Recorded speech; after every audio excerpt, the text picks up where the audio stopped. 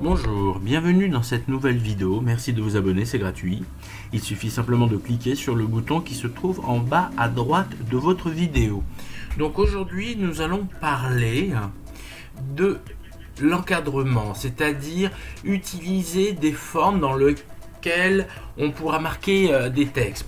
Donc comment je fais? Je vais sur insertion. Donc déjà dans un premier temps, je réutilise le dernier document que nous avions utilisé pour la précédente vidéo. Comme ça on ne perdra pas de temps à la créer. Ensuite je vais dans insertion.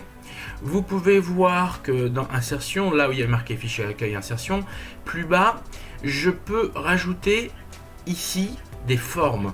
Donc des formes prédéfinies, des cercles, des carrés, des ronds, plein de choses.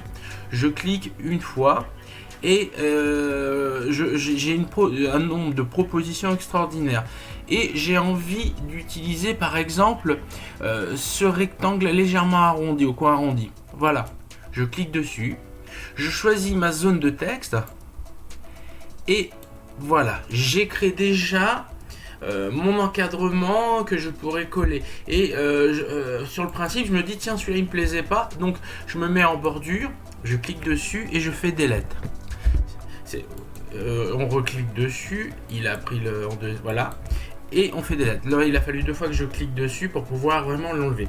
Donc cette forme, on va dire que je la veux ici. Je veux l'agrandir pour qu'elle accompagne toute la longueur, donc je me mets sur le côté là où il y a les points qui peuvent soit agrandir en horizontal ou en vertical, comme ici. Et ensuite je décide de marquer un texte, donc j'appuie ici sur des lettres et je peux écrire ce que je veux, bien évidemment pour agrandir, faire en gras ou changer le style de caractère. Il suffit d'aller sur accueil et d'aller dans les endroits où il y a marqué gras, ici, enfin je double-clique ici pour surligner l'ensemble et je fais donc gras, ou je peux faire italique ou souligner, ou même agrandir les caractères. Au lieu d'être en 18, je vais faire un bon 36. Donc ça c'est pas un problème. Par contre bleu sur bleu c'est pas génial.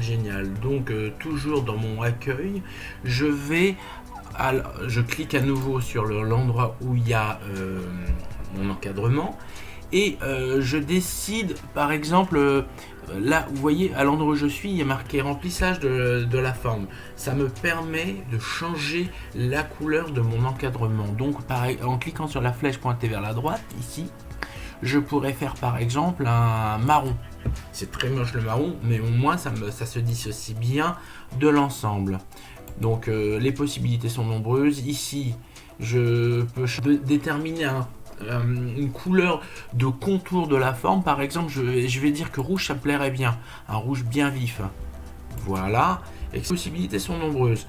On peut appliquer des effets, mais là dans ce cas de figure c'était pas le but. Donc si vous faites un album photo ou un support à présenter dans le cadre du travail, vous pouvez mettre des encadrements qui peuvent accompagner les images. C'est toujours plus esthétique et ça donne plus d'effets.